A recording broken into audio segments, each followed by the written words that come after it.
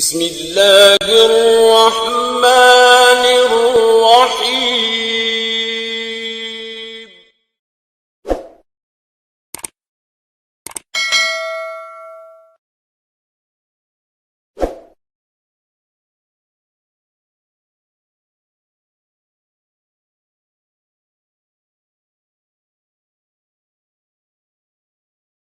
الحمدللہ رب العالمین، الصلاۃ والسلام علی رسول الامین وعلی آلہ وصحبہ اجمعین، صلاۃ وسلام لا غایۃ لہما ولا نہایہ.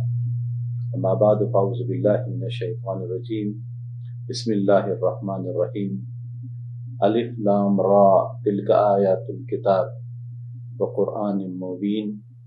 ربما یود الذین کفروا لو کانوا مسلمین ذرهم یأکلوا ویتمتعوا ویلہہم الامل فسوف یعلمون.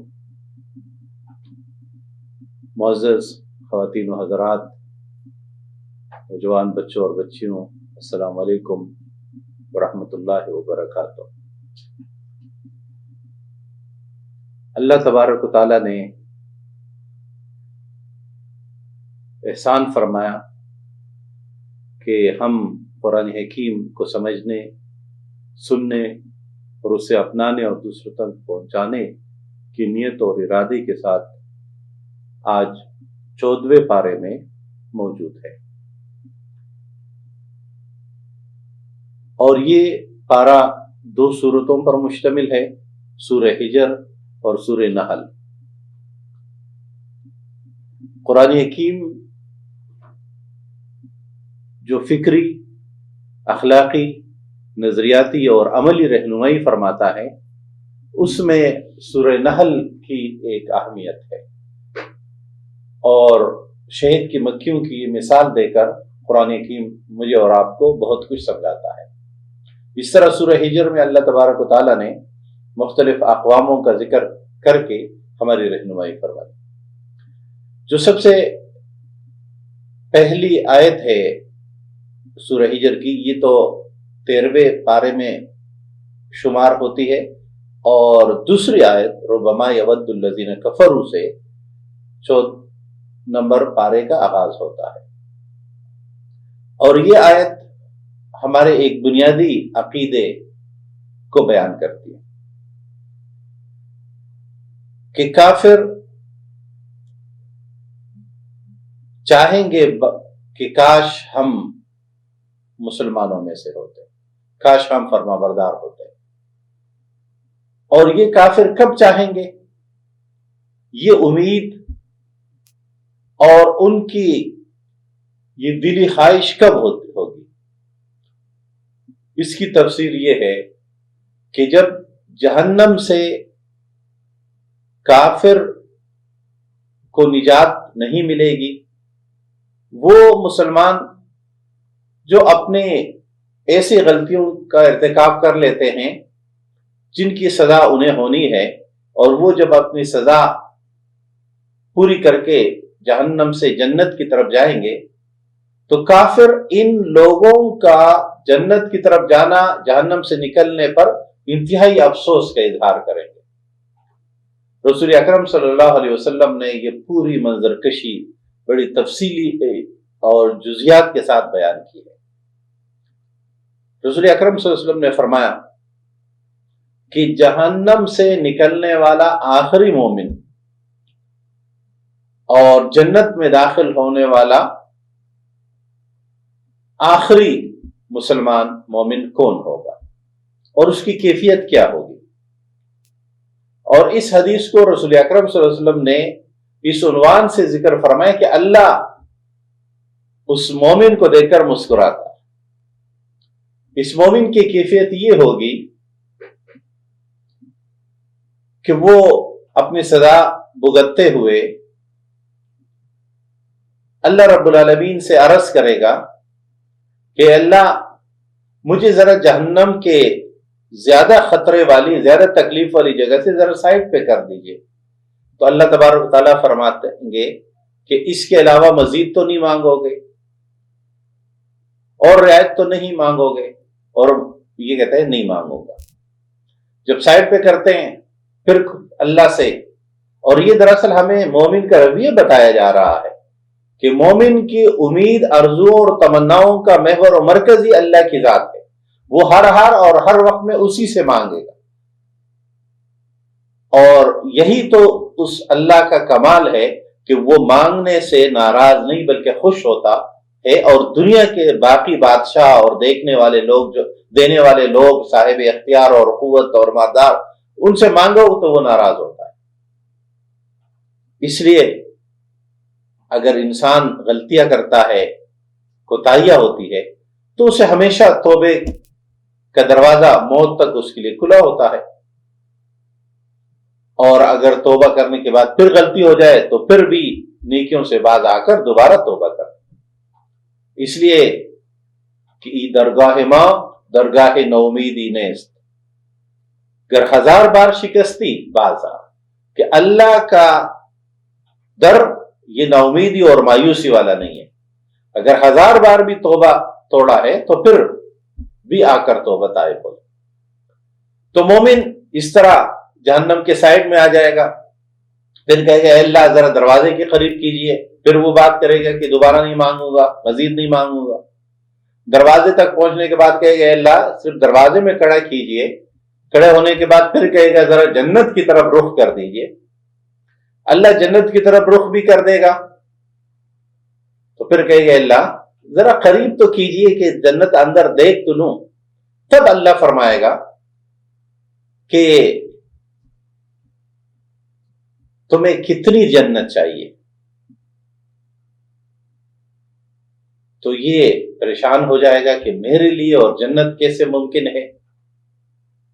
تو اللہ فرمائے گا تم سوچ لو، تخیل کر لو. اور پھر اللہ کہے گا جو تو نے سوچا ہے اس سے 10 گنا.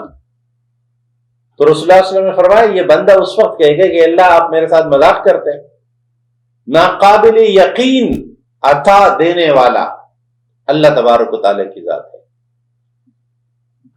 اور یہ جب اس طرح جنت میں داخل ہوگا، رسول اکرم صلی اللہ علیہ وسلم نے اس ایک فرد کی بات، رسول اکرم صلی اللہ علیہ وسلم نے ایک فرد کی بات ہی نہیں کی بلکہ باقاعدہ ایک طبقے کا ذکر فرمایا کہ ان کو جہنمیین کہا جائے گا جو جنت میں ہوں گے، اور یہ وہ لوگ ہوں گے جو جہنم سے ہو کر جنت آئیں گے.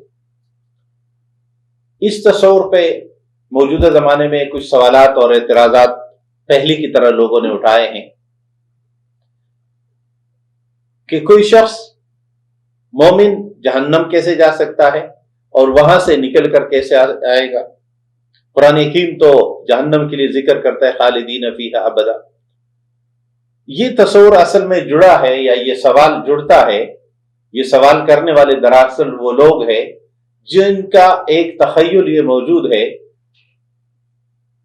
کہ احادیث مبارکہ، نفحات مبارکہ صلی اللہ علیہ وسلم یا سنت نبوی صلی اللہ علیہ وسلم کوئی سورس آف لا نہیں ہے، انہیں قانون کی کوئی بنیاد نہیں ہے، رہنمائی کی کوئی بنیاد نہیں ہے. لہذا وہ تمام باتیں جن کی تفصیلی وضاحت سنت مطہرہ صلی اللہ علیہ وسلم عطا کرتی ہے، یہ گروہ اس سے انکار کرتا ہے.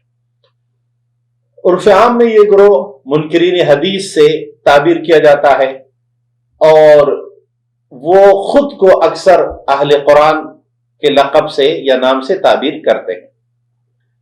سنت نے اس آیت کی یہ رہنمائی ایک نہیں کئی مقامات پر کی، اور یہ دراصل بنیاد ہے اس کی کہ ایمان بنیاد ہے نجات کی. یہ اہل سنت والجماعت کا عقیدہ ہے. اور معتزلہ اور خوارج سے یہ تصور الگ ہوتا ہی اس بنیاد پر ہے کہ وہ ایمان کے ساتھ عمل کی اہمیت کو یا تو اتنا بڑھا دیتے تھے کہ ایمان کی حیثیت ختم ہو جاتی اور عمل کی بنیاد پر کسی کو کافر قرار دے دیتے تھے. اور یا فرق ضالہ ایمان کے ساتھ عمل کی سرے سے اہمیت ہی کے قائل نہیں تھے کہ انسان ایمان کے بعد کچھ بھی کر لے ایمان پہ کوئی اثر نہیں ہوگا. اہل سنت کا عنوان پہچان ہی اعتدال ہے. وہ رفع اور میں ہو، وہ گناہ کبیرہ کے اس مسئلے پر ہو کہ مرتکب گناہ کبیرہ کافر ہوتا ہے یا مسلمان رہتا ہے، یعنی چاہے عمل کی اہمیت ہو اور غیر اہمیت ہو، تمام معاملات میں اعتدال کی راہ اپنانا اہل سنت والجماعت کی پہچان ہے۔ بدقسمتی سے ہم اس پہچان کو مختلف اوقات میں بھول جاتے ہیں اور اس اشتعال اور انتہا پر آتے ہیں جو اہل سنت کے اس بنیادی تصور کی نفی کرتا ہے۔ بنیادی تصور جو اہل سنت کا ہے کہ ایمان بنیاد ہے نجات کی، جنت میں داخل ہونے کی، دائمی کامیابی کی۔ گناہوں کی سزا ملے گی اگر توبہ نہیں کیا ہے یا توبہ قبول نہیں کیا، لیکن عمل کی بنیاد پر کوئی شخص نہ تو کافر ہوگا، جیسے کہ عمل کی بنیاد پر کوئی شخص مسلمان بھی نہیں ہو سکتا جب تک کہ وہ شہادتین کی گواہی دل سے نہ دے۔ تو یہ وہ بنیادی تصور ہے جس کو ہمیشہ یاد رکھنا چاہیے۔ اب ایک شخص ایمان لاتا ہے اور آپ اس کے ایمان کو قبول ہونے کے باوجود بھی اس کی غلطیوں اور کوتاہیوں کے پاداش پہ اسے دائمی جہنم بھیجتے ہیں، تو یہ ظلم اس بنیاد پر ہے کہ اس کے ایمان نے تو پھر اسے کوئی فائدہ نہیں دیا۔ تو اللہ تبارک و تعالیٰ کسی کے ایمان یا کسی کے اعمال کو ضائع نہیں کرتا۔ جس نے جو بھی اچھائی کی، ایمان کی تو اس کو اسے اجر ملے گا، فائدہ ملے گا۔ اعمال میں کوئی غلطی اور کوتاہی کی تو اس کا بھی وبال ہوگا اگر توبہ نہیں کی یا توبہ قبول نہیں ہوئی۔ لہذا اپنے ایمان کے بعد اپنے اعمال کی فکر بھی کرنے ہے، اپنے اعمال کو درست بھی کرنا ہے، اپنے اعمال میں وزن بھی پیدا کرنا ہے۔ قرآن حکیم اس کے فوراً بعد ان لوگوں کی دنیا میں جو کیفیت بتاتا ہے یہ بڑی معنی خیز ہے۔ قرآن حکیم نے فرمایا ذرہم یأکلوا ویتمتعوا، چھوڑ دو ان کو کہ یہ کھاتے پیتے رہے اور یہ فائدہ اٹھاتے رہے، ان کے لیے کچھ مہلت ہے اور پھر اللہ تبارک و تعالیٰ پکڑ لے گا۔ قرآن حکیم نے یہاں جس نفسیاتی کیفیت کا ذکر کیا کہ یہ وہ لوگ ہیں، کفر کی پہچان قرآن حکیم نے یہ بتائی کہ یہ اس دنیا کو کھانے پینے کے لیے سامان تعیش کے ساتھ زندگی گزارنے، جو کہ موجودہ سرمایہ داری نظام نے واضح کر کے عقلی دلائل کے ساتھ یہ بتایا کہ بھئی دنیا میں زندگی کا تو مقصود ہی خواہشات کی تسکین ہے، حواس کے ذریعے معلومات جمع کرے، یہ علم کا ذریعہ ہے، عقل اسے ترتیب دیتا ہے، اور عقل کے اس تقاضے کو کہ عقل صرف یہ چاہتا ہے کہ انسانی خواہش کی تسکین ہو، لہذا میں جو چاہوں اسے چاہ سکوں اور اس کے لیے زندگی گزاروں، اور اسی کے لیے اسی کو ترقی کے عنوان سے کہ اپنی پوری زندگی دنیا میں اپنے انہی چاہتوں کے، انہی خواہشات کی تسکین کی، انہیں حرص اور ہوس کی بنیاد پر۔ اس لیے ہم دیکھتے ہیں کہ ہم دنیا میں جہاں انسانوں نے آگے بڑھنے اور ترقی کی جو چیزیں علامتوں کے طور پہ طے کی ہے، وہ تمام اکثریت وہ چیزیں ہیں جو انسان کی بنیادی ضروریات نہیں ہے، اور اس میں ظالمانہ نظام پھر یہ قائم ہوتا ہے لازماً کہ یہ سب تسکینیں تبھی ممکن ہے جب آپ مقامی امریکن سے ان سے ان کی زمینیں خود چھین لیں، اس لیے کہ وہ زمین اچھی ہے اور یہ لوگ چونکہ ترقی کا احساس نہیں رکھتے، لہذا بینس اور ان لوگوں کے درمیان کوئی فرق نہیں، تو چاہے وہ 10 ملین مر جائے، چاہے آسٹریلیا کے لاکھوں لوگ مار دیے جائے، چاہے جنگ عظیمی 2 اور اول میں مار دیا جائے، چاہے جراثیم سے مار دیا جائے، چاہے روایتی اور غیر روایتی ہتھیاروں سے مار دیا جائے، یہ چاہت ہی تو ہے خود کے کہ ہم ایٹم بم بنائیں، اور ایٹم بم ظاہر کسی پر استعمال ہوگا، یعنی میں صرف اپنے فائدے اور اپنی چودراہٹ کے لیے ان لمگیر ہلاکت خیز ہتھیاروں کی اتنی بڑی تعداد رکھوں کہ میں دنیا میں سب سے بڑا بدماش بن جاؤں۔ تو قرآن حکیم سرمایہ دارانہ اس نفسیات کو، اور چونکہ یہ سرمایہ دارانہ جاہلیت ہے، اور ہم نے پہلے ذکر کی کہ جاہلیت بدلتی نہیں ہے، اسلوبی جاہلیت بدلتا ہے، قدیم جاہلیت بھی یہی تھی، جدید بھی یہ ہے۔ تو فرمایا ذرہم یاکلوا ویتمتعوا، کہ پوری زندگی کا ان کا مقصود ہی کیا ہے کہ کھانے اچھے اچھے ہو، کھانے کے اقسام اچھے ہو اور نئی نئی ڈشز ہو۔ اور یاکلوا ویتمتعوا کا لفظ اصل میں عنوان ہے۔ یاکلوا استعمال ہوتا ہے یعنی وہ چیزیں جن کے ہم اپنے بدن کے ذوق زبان کے لیے استعمال کرتے ہیں، طعم کا ذوق، اور یہ تمتع انسان کے ظاہری آسائشوں اور سہولتوں کے لیے ہے کہ ہماری یہ زیادہ ہو اور ٹھیک ہو۔ اس کے لیے ہی نوآبادیاتی دور کی یہ پوری کاوشیں تھی کہ ہم دنیا کو سب کے سب ہڑپ کر کے اپنے فائدے حاصل کریں۔ اور اس کی ایک مثال اگر ہم جاننا چاہیں کہ برطانیہ بر صغیر سے کتنا کچھ ہڑپ کر رہا تھا، تو باری کی کتاب کمپنی کی حکومت ان تفصیلات پہ مشتمل ہے، اور مولانا ابوالکلام آزاد کی کتاب بھی ہے کہ بر صغیر کو کیسے لوٹا گیا، اور ڈھیر سارا مواد اور اس پہ موجود ہے۔ تبھی تو انسانیت کا ایک حصہ اب دنیا کے تمام فوائد کو سمیٹتا رہا اور دوسری جگہ انسان تکلیفوں سے دوچار، یہاں تک کہ اللہ تبارک و تعالیٰ نے اب سسٹم یہ بنا دیا کہ جن لوگوں نے دنیا کو جس طرح تکلیفوں اور انسانیت کے خلاف اجتماعی جرائم کا ارتکاب کیا تھا، ان سب کو اللہ تبارک و تعالیٰ نے اس پریشانی میں ڈالا، اور اب ان کو یہ احساس ہو رہا ہے کہ دوسروں کی تباہی کا نتیجہ کیا ہے۔ قرآن حکیم سورہ ہجر پارہ نمبر 14 کی تفصیلات میں سے ایک اہم نقطہ آیت نمبر 8 اور 9 میں ارشاد فرماتا ہے، اور یہ قرآن حکیم کے بارے میں ہے۔ اللہ نے فرمایا ما ننزل الملائکۃ الا بالحق وکانوا اذا منذرین انا نحن نزلنا الذکر وانا له لحافظون۔ ما ننزل الملائکۃ، ہم نازل نہیں کرتے فرشتوں کو مگر ہمیشہ حق کے ساتھ۔ فرشتے دو ٹوک اور درست علم اور حکم لے کر آتے ہیں، اور پھر فرمایا ایک فرشتے کا لایا ہوا پیغام، فرشتے کو اللہ تبارک و تعالیٰ نے ذمہ داری دی قرآن حکیم پہنچانے کی، تو فرمایا انا نحن نزلنا الذکر وانا له لحافظون، بے شک ہم ہی نے اس ذکر کو نازل کیا اور ہم ہی اس کی حفاظت کرنے والے۔ یہ ذکر کا لفظ ہم قرآن حکیم کے بنیادی ناموں میں سے بھی کر چکے ہیں کہ قرآن حکیم کی بنیادی صفت یا نام وہ ذکر بھی ہے 5 میں سے، ورنہ تو علامہ شہزلہ اور دیگر ائمہ نے قرآن حکیم کے 99 قرآن حکیم کے 150 کے قریب اسما ذکر کیے۔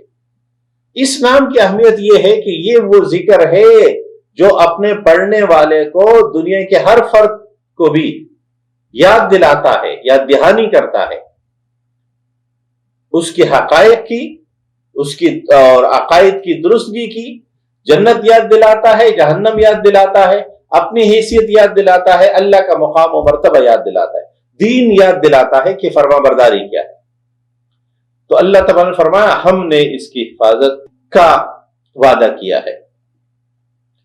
اس کتاب، اس ذکر، اس دین کی حفاظت، پہلے تو ذکر میں ان سب چیزوں کو یاد رکھیے، اس سے مراد قرآن حکیم بھی ہے، قرآن حکیم کے الفاظ بھی ہے، ان الفاظ کا معنی اور مطلب بھی ہے، اس قرآن حکیم کی عملی شکل وہ بھی ہے، اور عملی شکل رسول اکرم صلی اللہ علیہ وسلم ہے۔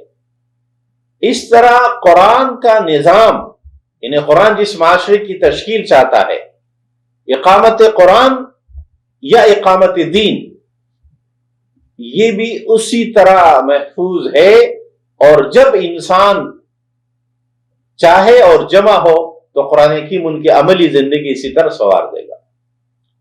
تو حفاظت قرآن اللہ تبارک نے فرمایا ہم نے ذمہ داری اٹھائی۔ اب اس سے بعض لوگ اس غلط فہمی کا شکار ہو جاتا ہے کہ ٹھیک ہے قرآن تو محفوظ ہے، اللہ کی کتاب محفوظ رہے گی، ہمیں کچھ نہیں کرنا۔ یہ بالکل ایسا ہی ہے جیسے اللہ تبارک و تعالیٰ نے رزق کی ذمہ داری اللہ کی ہے، ہدایت کی ذمہ داری اللہ کی ہے. یہ ہدایت کی ذمہ داری یا یہ رزق کی ذمہ داری اللہ تبارک و تعالیٰ کائناتی نظام کے ساتھ سر انجام دیتے ہیں. اگر پوری دنیا کے لوگ ہاتھ پر ہاتھ رکھے بیٹھ جائے کہ نہیں جی رزق تو ہمارے پاس خود پہنچے گا، تو اللہ تبارک و تعالیٰ کا طریقہ سنت الہی یہ ہے جو اس نے سکھایا ہے، اور اسی کے مطابق انسان اپنے لیے ظلم اور ڈنڈی جب انسان ملتا ہے تو اس کا وبال آ جاتا ہے. تو قرآن حکیم کی حفاظت کا بھی اللہ تبارک و تعالیٰ نے جو عملی طریقہ نبی کریم صلی اللہ علیہ وسلم کے ذریعے سکھایا، وہ 4 ذمہ داریاں ہیں جو پیغمبر کی ذمہ داریاں قرآن حکیم نے بتائی، اور 4 ہی مقامات پر بتائی. کہ نمبر 1 تلاوتی کتاب، نمبر 2 تعلیمی کتاب، نمبر 3 تزکیہ، اور نمبر 4 حکمت. جب تعلیمی کتاب ہو، تلاوتی کتاب ہو، اس کے ساتھ تزکیہ ہو جائے تو انسان حکمت حاصل کر لیتا ہے. تو حفاظت قرآن کی عملی ذمہ داری عملی شکل پر یہ اس کا ذریعہ امت ہے، اور پھر خصوصاً امت کا وہ حصہ جس نے ان 4 ذمہ داریوں میں سے جس نے تلاوت کی ذمہ داری قبول کی، وہ ان کو یاد کرتے ہیں، یاد کراتے ہیں، یاد رکھتے ہیں. ہم قرآن حکیم پڑھتے پڑھاتے سمجھ، یہی رسول اللہ علیہ وسلم کا طریقہ تھا. صحابہ سے پڑھتے تھے، صحابہ سے سنتے تھے، صحابہ کو سناتے تھے. اور دوسرا ذریعہ وہ تعلیمی کتاب کا ہے کہ الفاظ بھی اور اس کے معنی اور مفاہیم بھی.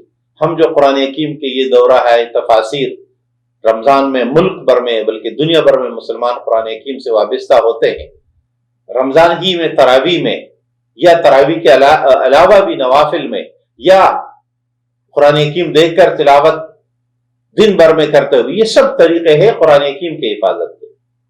کتاب اللہ کی محفوظیت کے یہ عملی طریقے ہیں، اور ان سب کے مجموعے کے نتیجے میں اسلامی معاشرہ وجود میں آتا ہے. یعنی ایک طرف تو بات یہ کہ ہم یہ الفاظ یاد کر لیں، اس کا معنی اور مطلب یاد کر لیں کہ کتب علیکم الصیام، تم پہ روزے فرض ہیں، تو ہم یہ الفاظ بھی یاد کر رہے ہیں، ان کی تفسیر بھی ہم جانتے ہیں، لیکن ہم عملی طور پہ روزہ رکھتے بھی ہیں. اسی طرح قرآن حکیم نے فرمایا هو الذی ارسل رسولہ بالہدی ودین الحق لیظہرہ علی الدین کلہ، کہ رسول کو بھیجا اس لیے گیا کہ وہ دین کو بالا تر کر دے، دین کو غالب کر دے. تو نہ صرف یہ الفاظ یاد کرنے ہیں، نہ صرف ان الفاظ کے معنی اور مفہوم کو یاد کرنا ہے، بلکہ غلبہ دین کے لیے عملی کوشش کرنی ہے اور اس غلبے کے مقام تک پہنچنا ہے، قطع نظر اس کے کہ ہم جلدی پہنچ جائے یا دیر سے پہنچ جائے. دیر سویر اللہ کا معاملہ ہے. اس طرح قرآن حکیم نے فرمایا کہ تمہارے اوپر قصاص فرض ہے. تمہارے اوپر باقی جتنے احکامات قرآن حکیم نے ذکر کیے سب ایک ایک کا نام لے لے تو سب کے الفاظ یاد رکھنا کافی نہیں ہے، سب کا صرف ترجمہ یاد رکھنا کافی نہیں ہے، بلکہ عملاً ان سب چیزوں کو اختیار کرنا اور لاگو کرنا یہ بھی اس کا لازمی تقاضا ہے. تو قرآن حکیم نے جو فرمایا انا نحن نزلنا الذکر وانا لہ لحافظون، تو یہ بیکار بیٹھ جانے کا حکم نہیں ہے کہ تمہارے کوئی ذمہ، بلکہ قرآن حکیم ان ذمہ داری کو بتا.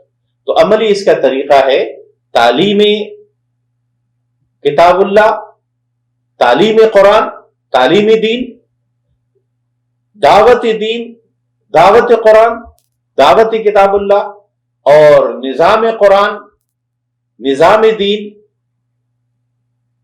کی عملی تنفیذ اور عملی قیام.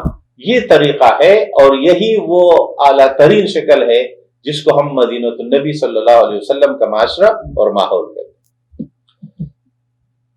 قرآن حکیم سورہ ہجر میں آیت نمبر 34 سے شیطان کی نافرمانی، اللہ کے حکم سے بغاوت، آدم کی شرف اور فضیلت کا انکار، اس کے نتیجے میں اللہ کا یہ حکم کہ فخرج منہا فانک رجیم، نکل جا تو مردود ہے. یہاں شیطان کا یہ خروج، شیطان کی یہ مردودیت اور اس پہ लानत का हुक्म क़यामत तक। तो शैतान ने कहा कि अल्लाह मुझे मोहलत दीजिए। कुरान हकीम ने फरमाया, अल्लाह ने फरमाया क़ाल फ़इन्नका मिनल मुनज़रीन, तुझे मोहलत है लेकिन कब? इला यौमिल वक़्तिल मालूम, उस मालूम वक्त तक। तो शैतान अपने जज्बात, अपने मंसूबे और अपने पूरे फलसफे का इज़हार करता है। क़ाल रब्बि बिमा अग़वैतनी, ए अल्लाह जिसकी वजह से तूने मुझे गुमराह किया है, बहकाया है, मरदूद ठहराया है, डिग्रेड किया है, तो मैं लउज़य्यिनन्न लहुम फिल अर्द, मैं इनके लिए जमीन में बहुत खूबसूरत मुज़य्यिन चाले चलूंगा, ये लोग उसमें धंस जाएंगे। रसूल अकरम सल्लल्लाहु अलैहि वसल्लम ने इस बात की एक और तरह से वजाहत फरमाई कि अल्लाह तबारक व तआला ने जब जन्नत और जहन्नम की तामीर की तो जिब्राइल अमीन से कहा कि तुम देख कर आओ। देखने के बाद कहा क्या कैफियत है? तो कहा कि मुझे नहीं लगता कि कोई शख्स जहन्नम जाएगा, बल्कि और मुझे नहीं लगता कि कोई शख्स जन्नत जाने से रह जाएगा। अल्लाह तबारक व तआला ने कहा अब देख के आओ। दोबारा भेजा तो जहन्नम को ख्वाहिशात से मुज़य्यिन कर दिया था और जन्नत को जिम्मेदारियों से, फराइज से मुज़य्यिन कर दिया था, इन्हें उसके ऊपर डाल दिया था। फरिश्ता फिर होकर आए तो कहा या अल्लाह अब तो मुश्किल लग रहा है कि कोई शख्स जहन्नम जाए बगैर रहेगा। तो अल्लाह तआला ने फरमाया मेरे कुछ बंदे होंगे जो इसके बावजूद जहन्नम नहीं जन्नत जाएंगे। अल्लाह तबारक व तआला हम सबको उन लोगों में शामिल फरमा जो जहन्नम की मार्केटिंग का शिकार न हो, और जिन्होंने जहन्नम की मार्केटिंग देखी है वो सरमायादार निजाम की मार्केटिंग देख ले कि जो चीज आपकी जरूरत नहीं है उसको आपकी जरूरत इस तरह बना देना कि न चाहते हुए भी आप माशरे में उसके बगैर विकट्रो बनकर रह जाए। तो कुरान हकीम ने फरमाया कि शैतान का पहला मंसूबा यह है कि मैं तुम्हारे लिए जमीन को मुज़य्यिन कर दूंगा, खूबसूरत बना दूंगा, तुम सब कुछ वही चाहोगे कि जमीन ही में मिले। यही वो निजाम है जिसे हम आज के इस्तिलाह में दज्जाली निजाम कहते हैं, सरमायादार निजाम कहते हैं, कि दुनिया को इतना खूबसूरत बना दिया जाए। शाह अब्दुल अजीज रहमतुल्लाह अलैह जो शाह वलीउल्लाह के उलूम के अमीन है और आगे मुंतकिल करने वाले हैं, उनसे पूछा गया कि लोग दुनिया से जाना पसंद नहीं करते, मरना पसंद नहीं करते, लोग मरना क्यों नहीं चाहते? हर एक चाहता है कि मैं दुनिया में रहूं। शाह साहब ने फरमाया लोगों ने अपनी दुनिया आबाद और आखिरत को वीरान कर रखा है और कोई भी शख्स आबादी से वीरानी की तरफ नहीं जाना चाहता। जिन लोगों ने अपने आखिरत को संवारा है, खूबसूरत बनाया है, बहुत कुछ आगे भेजा है, वो लोग मौत से नहीं डरते, इसलिए उन्हें मौत से डर भी नहीं। और इसलिए रसूलुल्लाह सल्लल्लाहु अलैहि वसल्लम ने फरमाया तुम्हारी तबाही कमजोरी की बुनियाद यह होगी कि तुम दुनिया से मोहब्बत करने लग जाओगे और तुम मौत से तनफुर और नफरत इख्तियार करना शुरू करो। तो शैतान कहता है कि मैं सबको गुमराह करूंगा दुनिया को मुज़य्यिन करके। हाँ, शैतान यहां आप कह रहे हैं इल्ला इबादक मिनहुमुल मुखलिसीन, मगर तेरे मुखलिस बंदे मुझसे महफूज रहेंगे, बच जाए। और यही इस्लाम का मरकजी तसव्वुर खैर है कि इखलास बुनियाद है निजात की, हर अमल की। और इखलास की क्वालिटी ये है कि ये दो नंबरियत या तजज़ी यानी कमी या 1/2 1/3 या कम होना कबूल नहीं करता। जहां इखलास में बाल आया वहां इखलास अपना वजूद ही खो देता है। लिहाजा तमाम अमाल में इखलास मतलूब है। कुरान हकीम ने इसके बाद हतमी नतीजा देते हुए इरशाद फरमाया हाज़ा सिरातुन अलैया मुस्तकीम, यही मेरा रास्ता है। अल्लाह तबारक ने फरमाया ये है रास्ता जो सीधा है और मुझ तक पहुंचने वाला है। ये रास्ता किसको मालूम है? इन्ना इबादी लैसा लका अलैहिम सुल्तानुन इल्ला मन इत्तबाका मिनल गावीन। یہ میرے بندے ہے جن پر تیرا کوئی بس نہیں چلے گا، وہ تیرے کنٹرول میں نہیں آئیں گے۔ ہاں جو تیرے پاس آئیں گے تیرے چیزوں کو اختیار کر کے، تو وَإِنَّ جَهَنَّمَ لَمَوْعِدُهُمْ أَجْمَعِينَ، جہنم تم سب کے جمع ہونے کی جگہ ہے۔ انسان کی تخلیق کہ اللہ تبارک و تعالیٰ نے انسان کو وجود بخشا، فرشتوں کو موجود بنایا، شیطان مردود ہوا، تو اس نے انسان کو بھی قیامت تک گمراہ کرنے کی قسم کھائی۔ اور قرآن حکیم یہ بات بار بار میرے اور آپ کے سامنے اس لیے رکھتا ہے کہ ہم شیطان کی اس دشمنی کو ہمیشہ یاد رکھیں اور شیطان کے ساتھ اس مقابلے کے لیے تیار رہیں۔ قرآن حکیم سورہ ہجر میں 3 انبیاء کا ذکر فرماتا ہے۔ سب سے پہلا واقعہ بیان کرتا ہے قرآن حکیم ابراہیم علیہ السلام کا، کہ اللہ تبارک و تعالیٰ نے ابراہیم علیہ السلام کو فرشتوں کے ذریعے بیٹے کی پیدائش کی خوشخبری سنائی۔ ابراہیم علیہ السلام کی بیوی بہت ضعیف ہو چکی تھی، بڑی عمر کی تھی، اور بالعموم بظاہر یہ پیدائش کا یا بچے ماں بننے کا وقت نہیں ہوتا، لہذا اللہ تبارک و تعالیٰ نے آپ کو بیٹے کی جب خوشخبری سنائی تو وہ اس سے خوش بھی ہوئی، لیکن بڑی حیرت اور تعجب کرنے لگی۔ تو فرشتوں نے کہا کہ ہم آپ کو سچی خوشخبری سنا رہے ہیں، آپ کو مایوس نہیں ہو۔ قرآن حکیم ان کے الفاظ نقل کرتا ہے کہ جب فرشتے آئے اور انہوں نے کہا لا توجل انا نبشرک بغلام علیم، ایک سمجھدار لڑکے کی خوشخبری، تو انہوں نے فرمایا ابشرتمونی علی ان مسنی کبر، کہ جب میں بوڑھا ہو چکا ہوں تو اب تم مجھے خوشخبری سنا رہے ہو بچے کی۔ فرشتوں نے کہا بشرناک بالحق فلا تکن من القانتین، مایوس ہونے والوں میں اللہ غیر معمولی کام پہ قادر ہے اور وہ کر کے دکھاتا ہے اپنے حیثیت، مقام و مرتبہ، اور انسان کو یہ سمجھانے کہ یہ سب اسباب اس کے اختیار میں ہے۔ ابراہیم علیہ السلام نے فرمایا کہ کون مایوس ہو سکتا ہے رب کے فیصلے سے۔ دوسرا واقعہ کہ فرشتے ابراہیم علیہ السلام کو یہ خوشخبری سنا کر لوط علیہ السلام کی خدمت میں حاضر ہوئے اور ان سے کہا کہ آپ اپنے گھر والوں کو لے کر رات ہی میں نکل جائیے، اس قوم پہ عذاب کا فیصلہ ہو چکا ہے، کیونکہ یہ گناہوں میں اتنے آگے سرکشی میں نکل گئے ہیں کہ اللہ نے ان کو سزا دینے کا یہی پر فیصلہ کیا دنیا میں۔ قرآن حکیم نے فرمایا فَأَسْرِ بِأَهْلِكَ بِقِطْعٍ مِّنَ اللَّيْلِ، رات کے وقت آپ لے کر چلی جائیے۔ اور پھر اللہ نے فرمایا کہ ہم نے اس بستی کے نیچے کا اوپر کر دیا، یعنی بستی پوری الٹ دی اور پتھروں کی بارش کر دی۔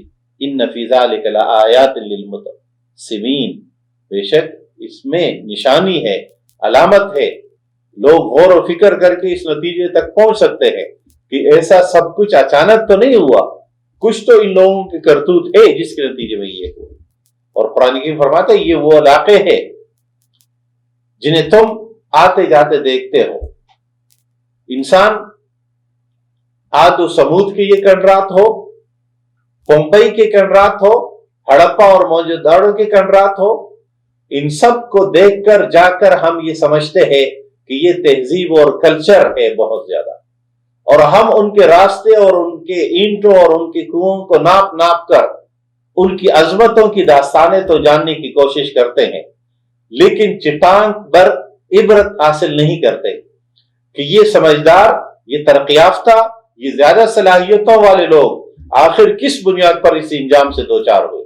قرآن حکیم اس لیے بار بار فرماتا ہے سیروا فی الارض وانظروا کیف کان عاقبۃ المکذبین، کہ زمین پہ چل پھر کر دیکھ لو کہ اللہ کو جھٹلانے والوں کا انجام کیا ہوا، کن کن مراحل سے وہ گزرے۔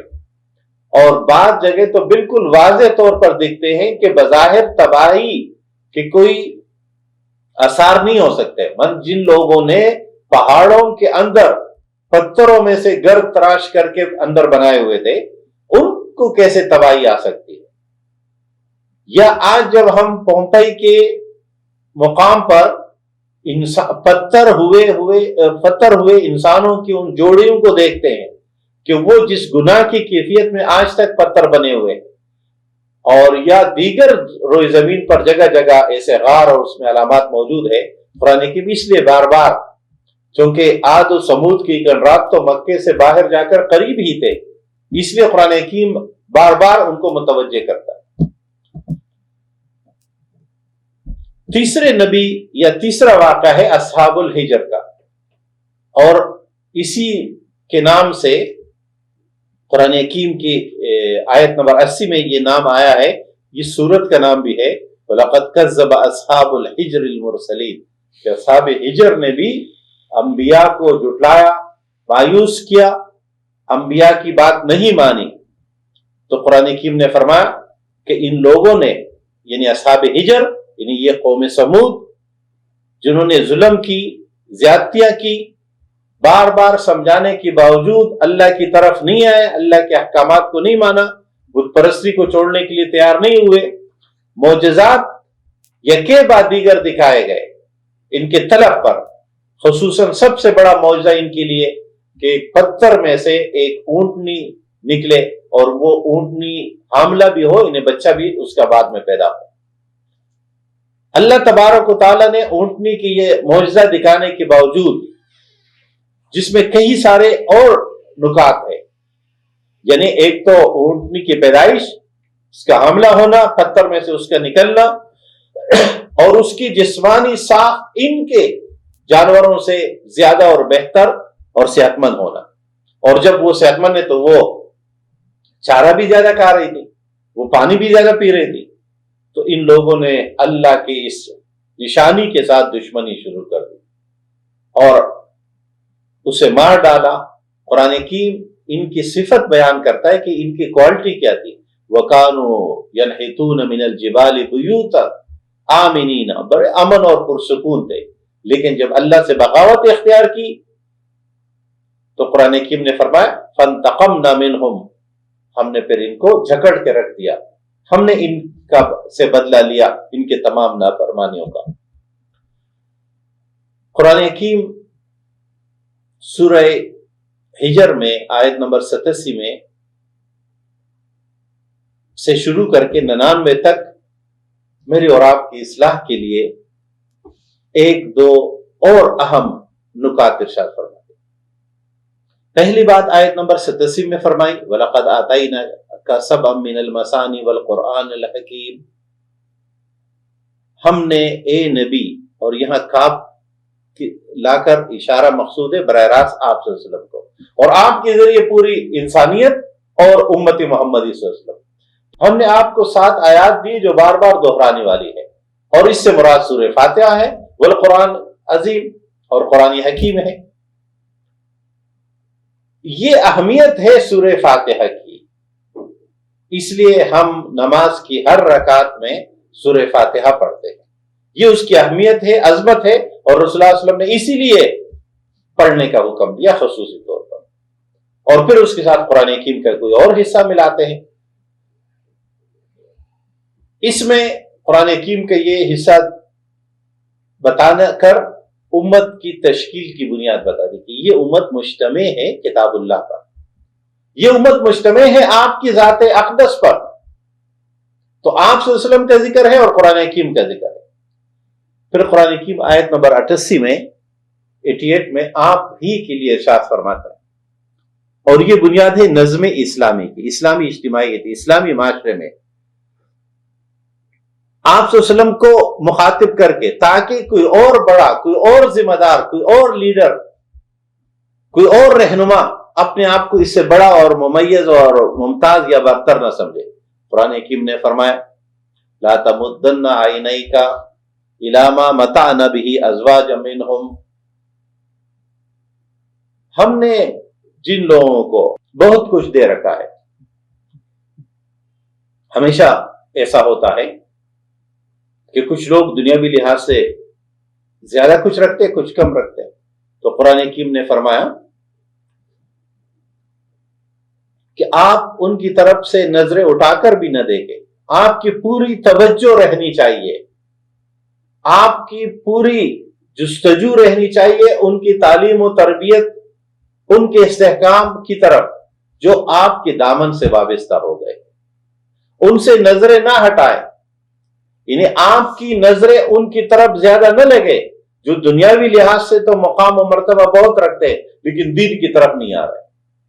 اور یہ بات قرآن حکیم ہر جگہ واضح کرتا ہے آپ صلی اللہ علیہ وسلم کے لیے، اور یہی پیغام، یہی سبق ہر اسلامی اجتماعیت کا ذمہ دار کہ اپنے لوگوں میں سے جو لوگ دین کی طرف جتنے آگے آئیں گے، جتنا کام کریں گے، وہ اتنے ہی توجہ کے مستحق ہیں۔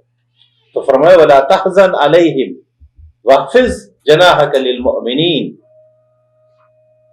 ان لوگوں کے بارے میں پریشان نہ ہو، اپنے کاندھے ان کے لیے جھکا کر رکھیے، بازو جھکا کر رکھیے جو مومن ہے۔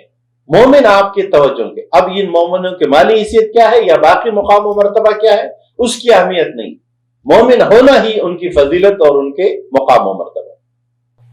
قرآن حکیم نبی مہربان صلی اللہ علیہ وسلم کو ہمارے قائد، رہبر و رہنما ہی نہیں بلکہ ہمارے ایمان کی بنیاد ہے، ان سے قرآن حکیم فرما رہا ہے کہ آپ ان کی چیزوں کی طرف نظر اٹھا کر بھی نہ دیکھیے جو ہم نے ان کافروں کو اور ان راہ سے ہٹے ہوئے لوگوں کو دیے۔ آپ کی پوری توجہ مومنوں کی طرف ہونی چاہیے، اور نہ صرف توجہ بلکہ آپ مومنوں کے لیے اپنے کاندھے جھکا کے رکھیے، یعنی ان کے ساتھ احترام اور محبت کا تعلق ہو۔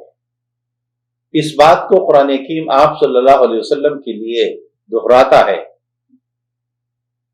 کہ آپ کے کاندھے ان کے ساتھ جھکے ہونے چاہیے، عاجزی کے ساتھ ہونے چاہیے، اور مجموعی لحاظ سے مسلمانوں کا، مومنوں کا، رسول اللہ علیہ وسلم کے ساتھیوں کا جو نقشہ قرآن حکیم نے کھینچ کے رکھ دیا ہے کہ محمد رسول اللہ والذین معہ اشداء علی الکفار، محمد اللہ کے رسول ہے اور آپ کے ساتھی کافروں پہ سخت ہوں گے اور مومنوں کے لیے نرم ہوں گے۔ اور فرمایا لو کنت فظا غلیظ القلب، اگر آپ تندخو اور سخت مزاج ہوتے تو یہ لوگ آپ سے ہٹ جاتے، یہ اللہ کا کرم۔ تو یہی نمونے عمل ہے، رہنمائی ہے ہر دینی رہنما، چاہے وہ استاد ہے، چاہے وہ قائد ہے، چاہے وہ کسی بھی درجے کے ہے، وہ اپنے کارکنان کا خیال رکھے گا، وہ اپنے کارکنان کے ساتھ عاجزی سے پیش آئے گا۔ یہ اسلامی اجتماعیت کا ایک اہم اصول۔ پھر فرمایا ہم نے آپ کو نذیر بنا کر بھیجا ہے اور آپ اسی ذمہ داری کو ادا کرتے رہیے۔ سورہ ہجر کے آخر میں اللہ تبارک و تعالیٰ نے فرمایا وَاعْبُدْ رَبَّكَ حَتَّى يَأْتِيَكَ الْيَقِينُ، رب کی عبادت کرتے رہیے۔ یہاں پہ رسول اللہ علیہ وسلم کو مخاطب کیا گیا، وَاعْبُدْ رَبَّكَ حَتَّى يَأْتِيَكَ الْيَقِينُ، یہاں تک کہ آپ کو وقت مقررہ یعنی آپ کے وفات کا وقت آ جائے۔ رسول اکرم صلی اللہ علیہ وسلم کو مسلسل عبادت کا حکم میرے اور آپ کی رہنمائی کے لیے ہے، اور آپ صلی اللہ علیہ وسلم نے پوری زندگی ایسے گزاری۔ وَاعْبُدْ رَبَّكَ، اب یہاں عبادت پہ ہم پہلے بات کر چکے ہیں کہ عبادت کا مطلب ہے زندگی پوری کی پوری اللہ کی اطاعت اور فرمانبرداری میں گزارنا، اور اللہ کی اس عبادت، اس فرمانبرداری، اس اطاعت کے لیے نہ صرف خود بلکہ پوری دنیا کو اس پر مجتمع کرنے کے لیے اور خصوصاً مسلمانوں کو اس کی طرف متوجہ کرتے لیے۔ تو ایک تو تصور ہوا وسعت عبادت کا کہ عبادت نام کس کس کا ہے، یا یہ ممکن ہے کہ زندگی کا کوئی حصہ ہو اور وہ عبادت سے باہر ہو جائے۔ اگر پوری زندگی دین ہے تو ابن تیمیہ رحمۃ اللہ علیہ، شیخ الاسلام ابن تیمیہ نے فرمایا کہ فالدین کلہ داخل فی العبادہ، کہ دین پورا کا پورا عبادت میں داخل ہے، چاہے اس میں تعلقات فرد کے ساتھ ہو، فرد کے معاشرے کے ساتھ ہو، فرد کا تعلق دین کے ساتھ ہو، اللہ کے ساتھ ہو، رسول کے ساتھ ہو، یہ سب تعلقات اور اطاعت ہے، یہ سب عبادت کا درجہ اختیار کر لیتے ہیں۔ حتی یأتیک الیقین نے ایک اور بات بتا دی، جو غلط فہمی شاید کچھ لوگوں میں پیدا ہو جائے کہ عبادت زندگی کی کسی خاص دورانیے تک ہے۔ جیسے کہ ہندو مت میں یہ بات بہت واضح ہے کہ زندگی کو 4 حصوں میں تقسیم کیا ہوا ہے، پہلا حصہ بچپن کا ہے، دوسرا حصہ تعلیم کا ہے، تیسرا حصہ دنیا کے کام کرنے کا ہے، اور چوتھا حصہ پھر بنیاد سے لے کر الگ ہو کر راہبانہ زندگی گزارنے کا ہے، جنگلوں میں چلے جانے کا ہے، تمام رشتے ناتوں کو توڑ دینے کا ہے۔ قرآن حکیم شعور یا بالغ ہونے کے فوراً بعد، ذمہ دار بننے کے فوراً بعد سے لے کر موت تک کا پورا دورانیہ اللہ کی عبادت اور اللہ کی اطاعت میں گزارنے کا حکم دیتا ہے، اور یہی اس آیت کا مقصود ہے۔ مولانا شاہ عبد القادر جیلانی رحمۃ اللہ علیہ کا ایک مشہور واقعہ اسی آیت کے پس منظر میں بیان کیا جاتا ہے کہ وہ عبادت میں مشغول تھے، تو انہوں نے کوئی آواز سنی کہ کوئی مجھ سے کہہ رہے کہ عبد القادر، تیرے عبادتوں کی کثرت اور زیادتی کی وجہ سے، اچھائی اور نیکیوں کی وجہ سے ہم نے تجھے بخش دیا، لہذا اب آپ مزید عبادت نہیں کریں۔ عبد القادر جیلانی رحمۃ اللہ علیہ فرماتے ہیں کہ مجھے قرآن حکیم کی یہ آیت یاد آئی کہ قرآن تو پیغمبر صلی اللہ علیہ وسلم کو عبادت دائمی اور ہمیشہ کو حکم دیتا ہے، تو کسی اور امتی کا یہ مقام و مرتبہ کیسے ہو سکتا ہے کہ کوئی اس سے کہے کہ عبادت کی ضرورت نہیں؟ یعنی جو لوگ آج یہ سمجھتے ہیں کہ ہم پہ قرآن و سنت کے بتائے ہوئے طریقے کے علاوہ ہم اپنی طرف سے کوئی طریقے اختیار کریں گے یا کچھ چیزوں کو چھوڑ دیں گے اور یہ عبادت ہوگی، یہ ثواب ہوگا، تو اس آیت نے یہ بتایا کہ نہیں، پوری زندگی وہی کام کرتے رہنا جو قرآن و سنت نے بتایا۔ اور پھر عبد القادر جیلانی رحمہ اللہ فرماتے ہیں کہ جب میں نے کہا کہ یہ شیطانی دھوکہ اور حربہ ہے، یہ ممکن نہیں ہے کہ اللہ کسی بندے کو عبادت سے روک دے، اس لیے کہ دنیا میں وجود ہی اس لیے ہے، تو کہتے آواز سنائی دی کہ عبد القادر تجھے تیرے علم نے بچا دیا، ورنہ آج میں نے تجھے گمراہ کر دینا تھا۔ شاہ صاحب فرماتے ہیں، شاہ عبد القادر رحمہ اللہ، کہ میں نے کہا کہ یہ اب شیطان کا دوسرا حربہ ہے، کسی کا علم کسی کو نہیں بچا سکتا، اللہ کا رحم ہو، اللہ کا فضل ہو، اللہ سے نجات کی دعا مستقل کرتے رہنی چاہیے، اپنے علم کے ذوق میں اپنے علم پر اعتماد کر کے اگر کوئی یہ سمجھتا ہے کہ میری نجات ہوگی تو یہ بات درست نہیں۔ ہاں، علم کے نتیجے میں جتنی نیکیاں ہو رہی ہے یہ ایک زنجیری عمل ہے، جہاں جہاں تک یہ نیکیاں پہنچتی ہے اس کا اجر ملتا ہے۔ اللہ تبارک و تعالی ہم سب کی نیکیوں کا یہ اجر ہمارے لیے آخرت میں ذخیرہ بنائے اور محفوظ رکھے۔ قرآن حکیم پارہ نمبر 14 سے سورہ نحل کا آغاز فرماتا ہے، بسم اللہ الرحمن الرحیم، اتی امر اللہ فلا تستعجلوہ سبحانہ وتعالی عما یشرکون۔ اور یہ سورت جس کی نام اس میں موجود ایک اہم مثال اور وہ شہد کی مکھی کی مثال ہے، اس کی بنیاد پر اس سورت کا نام نحل پڑا ہے، اور تربیت کے لیے، ذاتی اصلاح کے لیے، اجتماعیت کو سنوارنے کے لیے بہت سارے حکیمانہ نسخے پر مشتمل، بصیرت پر مشتمل سورہ نحل ہے۔ ہم سورہ نحل کے کچھ نکات ذکر کر لیتے ہیں کہ اللہ تبارک و تعالیٰ نے سب سے پہلے توحید کا ذکر فرمایا اور اس کے دلائل کہ اللہ تبارک و تعالیٰ کے سوا کوئی معبود نہیں، کوئی رازق، کوئی خالق نہیں۔ اس کی مثال قرآن حکیم ذکر کے وہ رب کیسا ہے، اس کی توحید کی دلائل کیا ہے، تو قرآن حکیم کئی سارے دلائل ذکر کرتا ہے۔ ہم ایک کا ذکر کر لیتے ہیں کہ قرآن حکیم نے فرمایا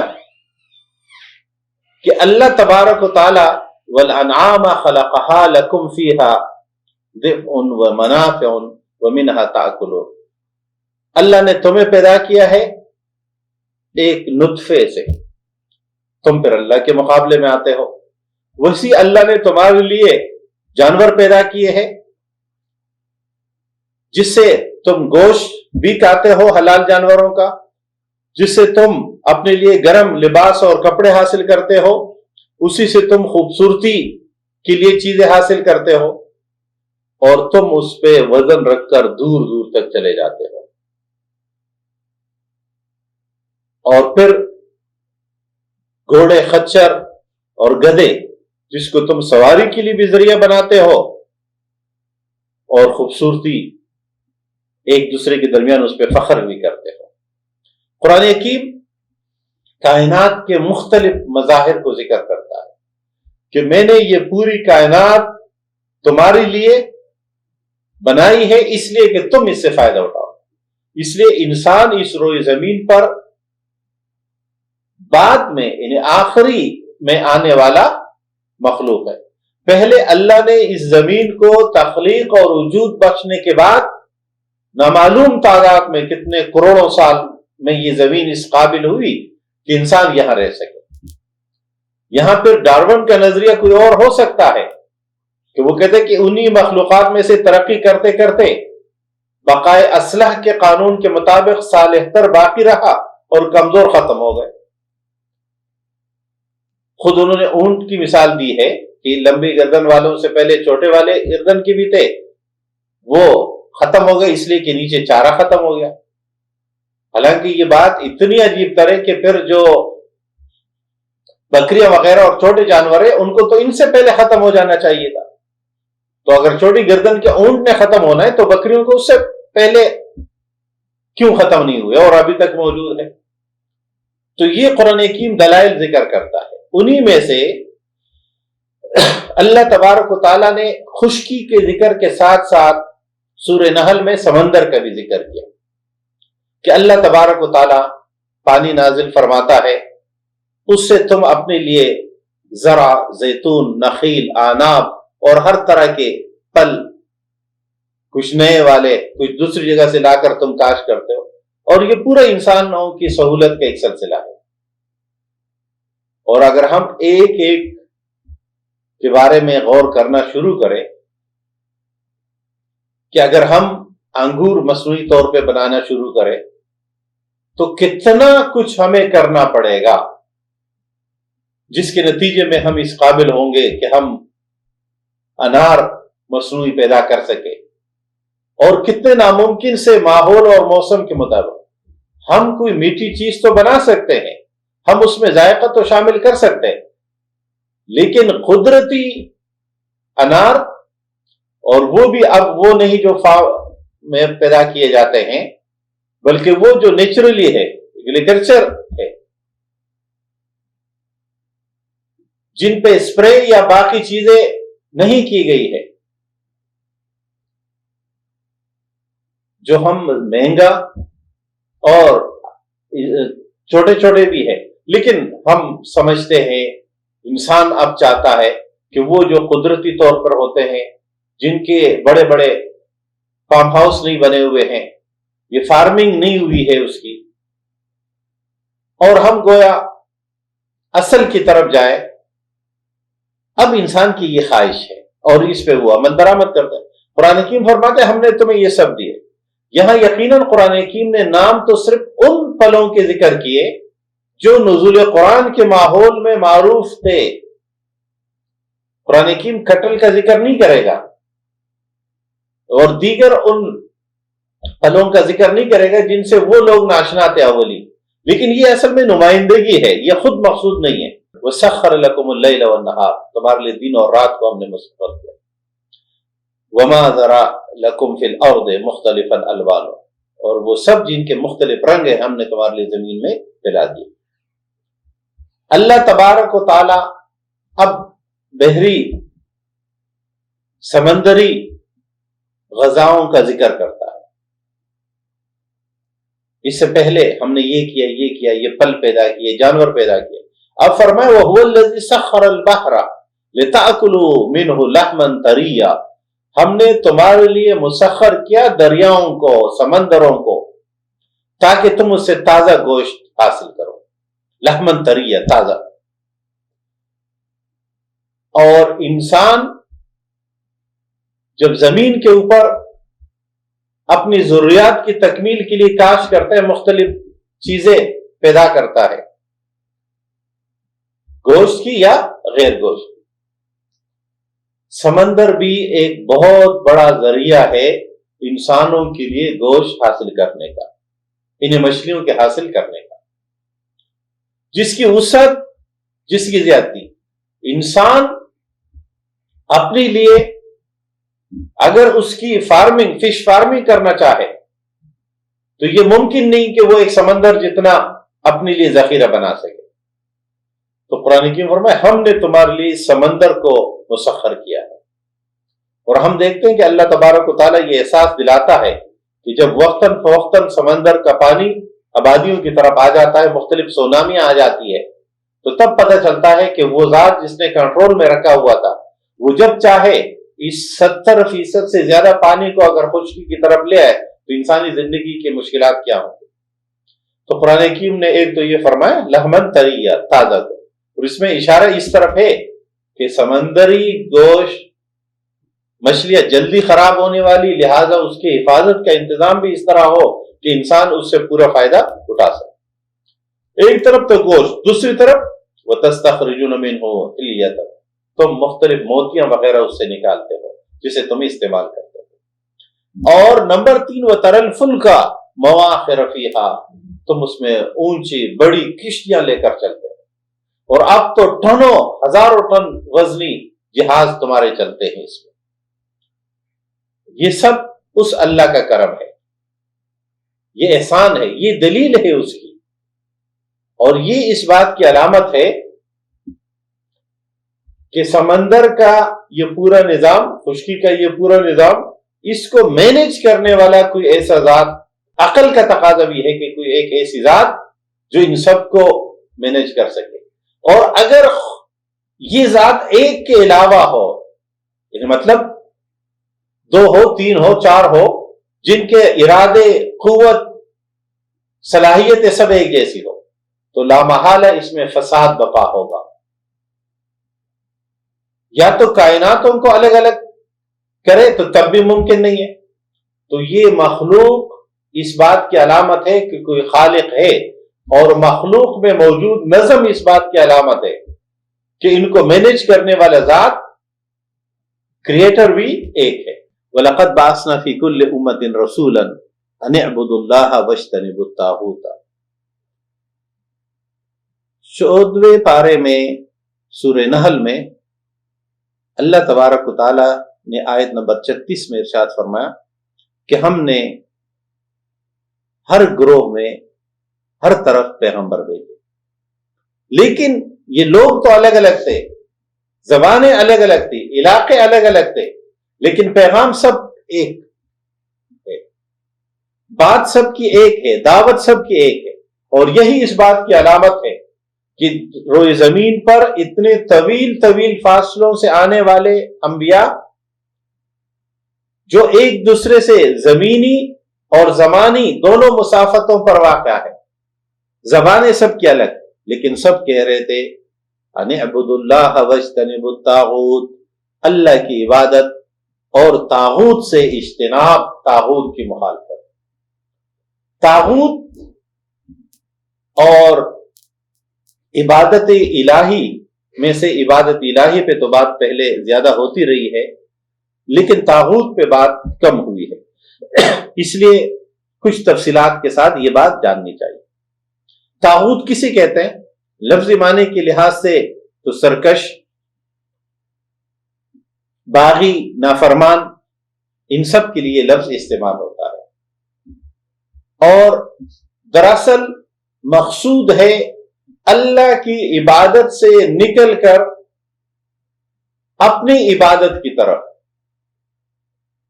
لوگوں کو بلانے والا، یا اللہ کے مقابلے میں خود الوہیت کا کوئی دعویٰ کرنے والا، یا اللہ کے مقابلے میں خود کے کسی مقام و مرتبے کا جو علمبردار ہو وہ طاغوت ہے. یہ آسان سی زبان میں اس کی وضاحت ہو سکتی ہے. اللہ تبارک و تعالی اس خدا واحد کی عبادت، اب جو خود کو ایسا سمجھے یا پیش کرے وہ تو ہے ہی طاغوت، لیکن جو اس کی یہ بات مانے وہ طاغوت کے ساتھی ہے، وہ طاغوت کے معاون و مددگار ہے. اب اس کے حدود کیا ہے اور کہاں کہاں سے یہ بات شروع ہوتی ہے؟ ہم بالعموم جن باتوں پر اتفاق رکھتے ہیں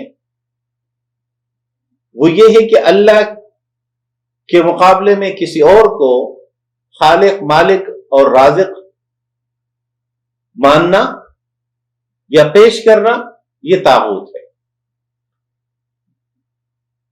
اور اس پہ بھی ہم اتفاق رکھتے ہیں کہ جو اللہ کی عبادت کے مقابلے میں اپنی عبادت کی بات کرے کہ میری بات مانی جائے، میری اطاعت کی جائے، یا میں جو کہتا ہوں یہ درست ہے، اس پہ بھی ہم اتفاق رکھتے ہیں. ہم پریشان ہو جاتے ہیں یا ڈبل مائنڈ ہو جاتے ہیں اس وقت جب کوئی شخص یا کوئی ادارہ یا کچھ لوگ تقسیم کر لیتے ہیں کہ ٹھیک ہے اللہ کی بات بھی مانی جائے گی اور کچھ ہماری بات بھی مانی جائے گی، تو پھر ہم پریشان ہوتے ہیں. تو پہلی بات کہ اللہ تبارک و تعالی ہمارا رب ہے، مالک اور خالق ہے، تو اس کی یہ ربوبیت تقسیم نہیں ہوگی کہ کوئی اور اس میں حصہ دار ہو. اور جب اللہ کی ربوبیت میں کوئی دوسرا شریک نہیں ہو سکتا تو اللہ نے جس کو رسول بنا کر بھیجا وہی رسول ہوگا، کوئی اور رسول بھی نہیں ہوگا. اللہ نے جس کتاب کو بھیجا ہے وہی کتاب ہادی اور رہنما ہوگی، کوئی اور کتاب بھی نہیں ہوگی. اللہ نے جو نظام، جو طریقہ کار، جس کو اچھا کہا اس کو اچھا سمجھنا، جس کو برا کہا اس کو برا سمجھنا، جس کو گناہ کہا جس کو ثواب کہا، وہ وہی ہے جو اللہ تبارک و تعالیٰ کا فیصلہ ہے. تو اللہ کے مقابلے میں خود سے اچھائیاں اور برائیاں تلاش کرنا، اللہ کے نظام اور اللہ کے دین کے مقابلے میں اپنا کوئی نظام بنانا، چاہے وہ فرد بنائے یا کوئی ڈکٹیٹر بنائے، سیویلین ڈکٹیٹر ہو یا ملٹری ڈکٹیٹر، جو بھی ہو، لیکن اللہ کے نظام کے مقابلے میں کوئی اور نظام بنانا یا پیش کرنا یا اس کو ماننا، یہ طاغوت ہے.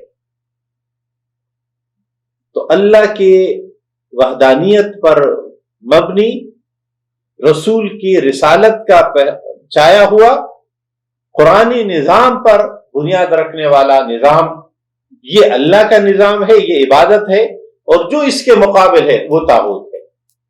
موجودہ زمانے میں سب سے بڑا طاغوت کیا ہے یا کون ہے؟ سب سے بڑا طاغوت سرمایہ دارانہ نظام ہے،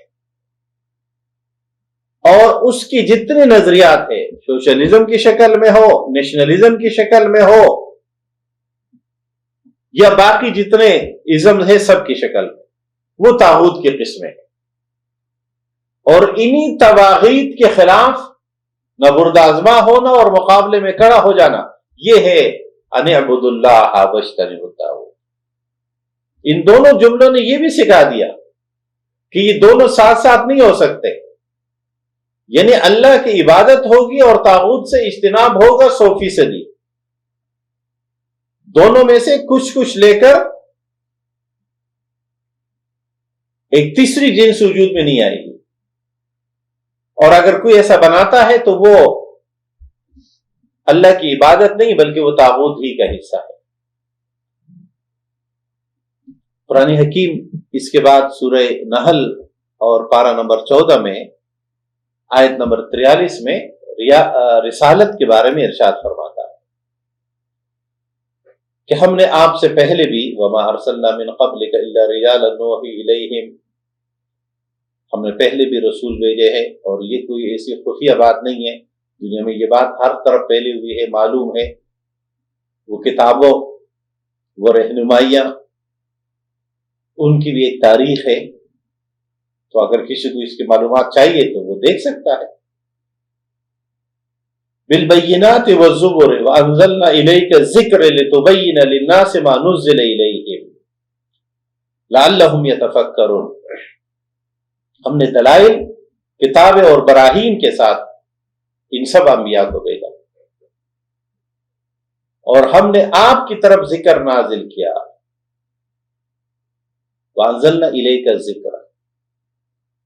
اب سوال یہ کہ اعزاز اور مقام، مرتبہ، وکٹری سٹینڈ پہ جیت تو حاصل ہو گئی کہ ہم نے آپ کو یہ موقع، لیکن ہر ذمہ داری،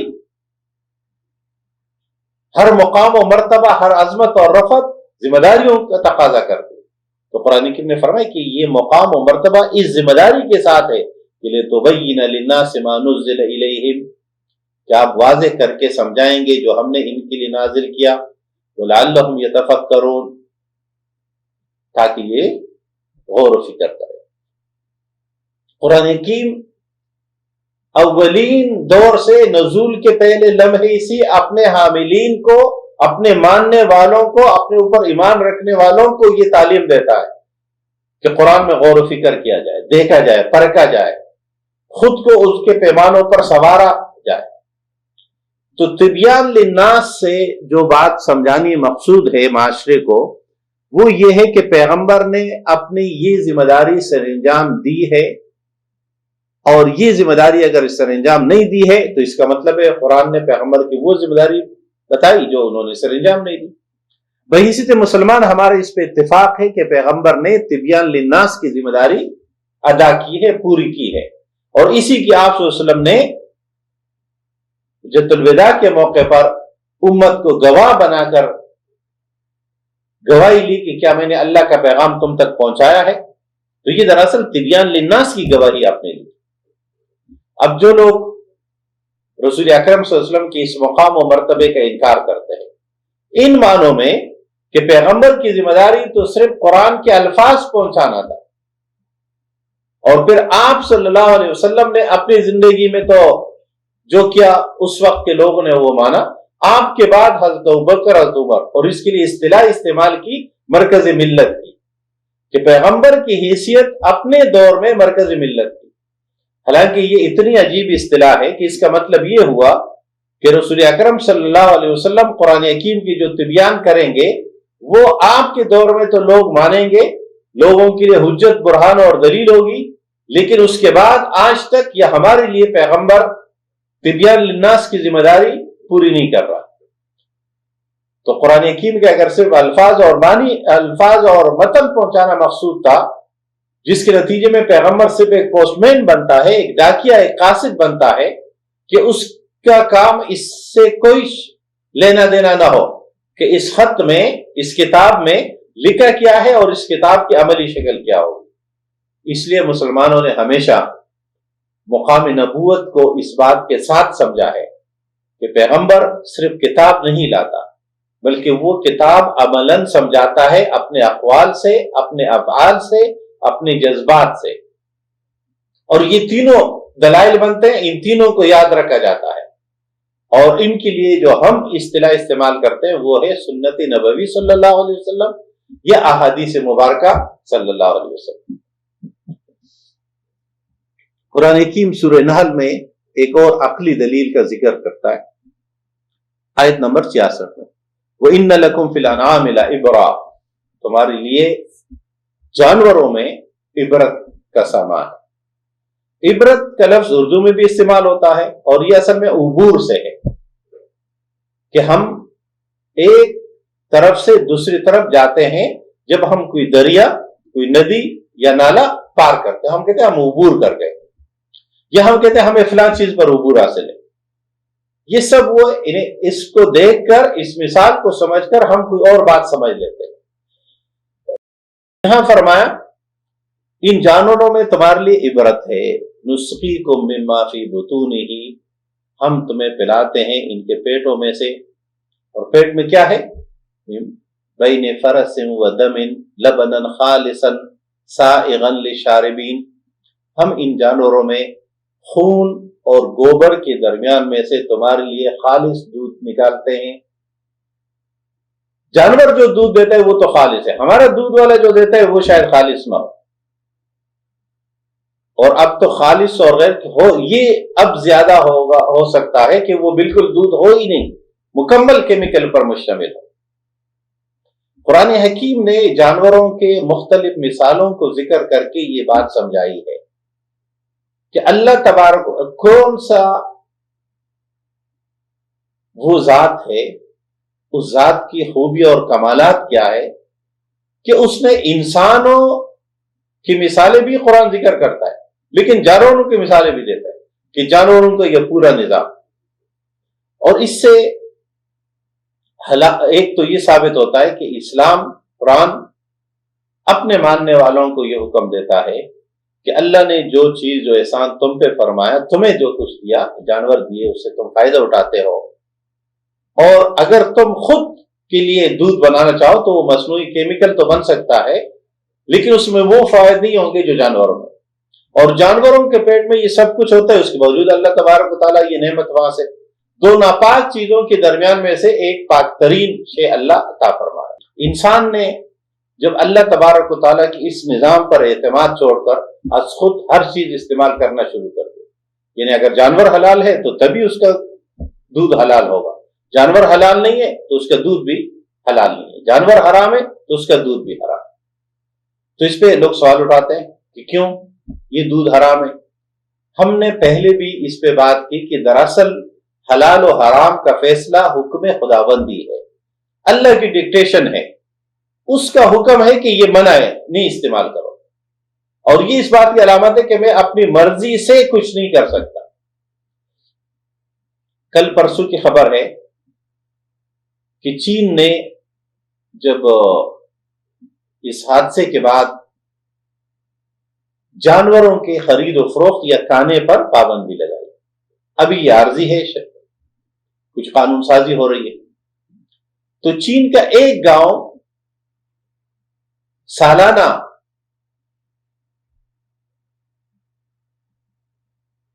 سانپ، یعنی کوبرا سانپ، یعنی زہریلے سانپ پال کر انہیں فروخت کر کے ان کے گوشت استعمال کرنا، چمڑے استعمال کرنا، اور یہ کوئی لاکھوں ٹن سالانہ کی پیداوار ہے۔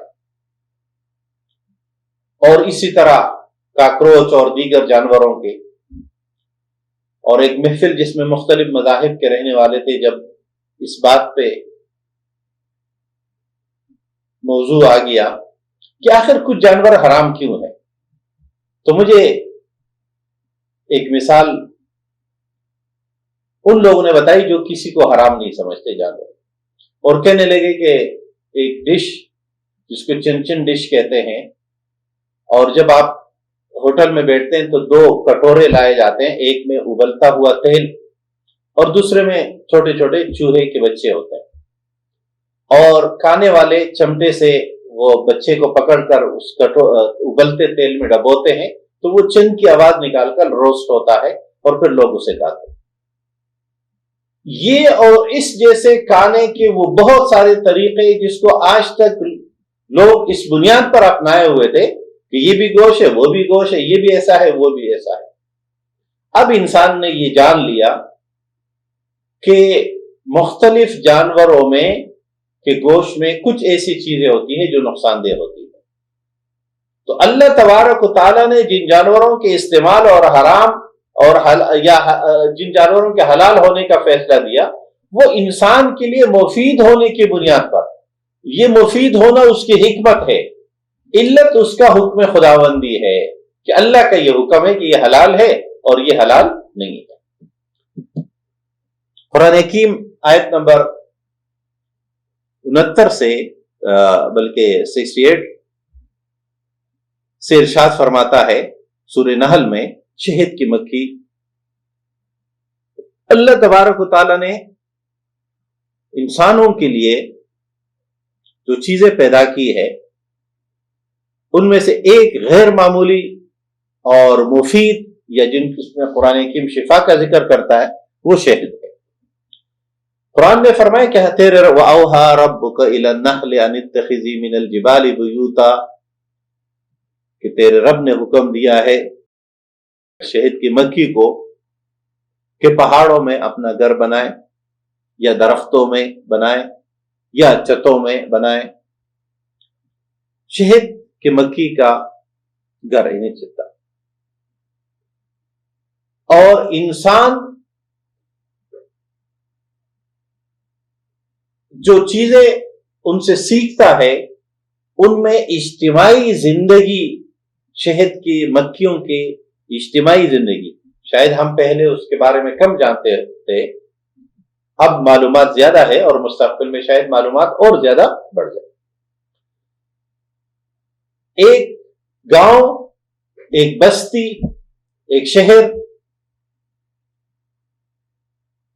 اس کی تعمیر، اس میں ذمہ داریوں کی تقسیم، یہ انسانوں کے بارے میں تو یہ بات انبیاء علیہ السلام سکھاتے ہیں، اس لیے کہ انسانوں کو ارادے اور اختیار کی آزادی کچھ ملی ہے۔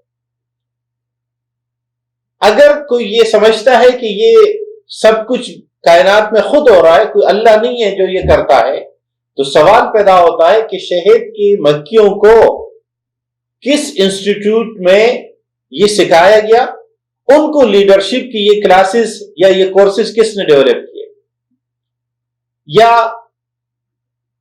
آبادی کی مینجمنٹ اور تعمیرات کی یہ طریقے کس نے سکھائے، اور اس سے ایک قدم آگے اور بڑھے تو چونٹیوں کو کس نے یہ سکھایا۔ دیمک جس طرح زمین کے نیچے اپنے لیے ایک پوری آبادی بناتی ہے اور پیغام رسانی کرتی ہے، یہ سکھانے والا۔ کچھ جانوروں کا قرآن حکیم ذکر کرتا ہے کہ ہم ان پہ غور و فکر کریں، اور اس طرح تمام وہ جانور جن کو ہم جانتے ہیں یا جن کو نہیں جانتے، یا ہو سکتا ہے بعد میں ہمارے معلومات اور زیادہ ہمارے سامنے آئے، تو قرآن حکیم شہد کی مکھی کا ہم نے، تیرے رب نے وہی یہ سکھایا، اور اسی کی کنٹرول میں ہے۔ اب شہد کی مکھیوں کے بارے میں ہم جتنے معلومات جانتے ہیں کہ ان کا باقاعدہ ایک منظم ریاست کے طور پر نظام، جس میں فوجی مکھیاں بھی ہے، جس میں مزدور مکھیاں بھی ہے کہ جو شہد جمع کر کے لاتی ہے، اور وہ بھی ہے جو ان کو ہوا دیتی ہے تاکہ شہد اتنی گرمی میں پگھل کر بہ نہ جائے، اور یہ فوجی مکھیاں جو ان کی حفاظت کرتی ہے، اور شہد کی مکھی کو یہ سکھانا کہ وہ کس پھول سے شہد حاصل کرے گی، اور کتنے ہزاروں پھولوں کا شہد جمع کر کے، رس جمع کر کے ایک قطرہ 2 قطرے شہد بنتا ہے۔ قرآن حکیم نے فرمایا، ہم نے انہیں کہا ثم کلی من کل ثمرات، ایک تو یہ پھولوں کی پہچان، وہ کبھی زہریلا یا نشاور پھول سے رس نہیں لیتی، یہ ٹریننگ اسے کس نے دی؟ الہاد یا کسی بالاتر ذات کو نہ ماننے والے کے پاس اس کا کوئی جواب نہیں ہے اس کے سوا کہ نہیں یہ خود بخود سیکھ لیے۔ تو اگر خود بخود سیکھنا ہے اور یہ کائنات خود بخود ہونا ہے، تو اگر ابھی تک یہ سب اچھائیاں اور بیماریاں سب خود بخود ہو رہی ہے، تو یہ جس کورونا کے مشکل سے ہم گزر رہے ہیں، اس کا علاج خود بخود کیوں دریافت نہیں ہوا؟ اس کے لیے تو سب کو مل کر کام کرنا پڑا۔ تو اگر یہ خود بخود والے تھیوری ہر ایسے موقع پر ناکام ہو جاتے، اگر شہد کی مکھیوں نے یہ کرنا ہے تو باقی مکھیاں جو ہے وہ یہ کام کیوں نہیں کرتی؟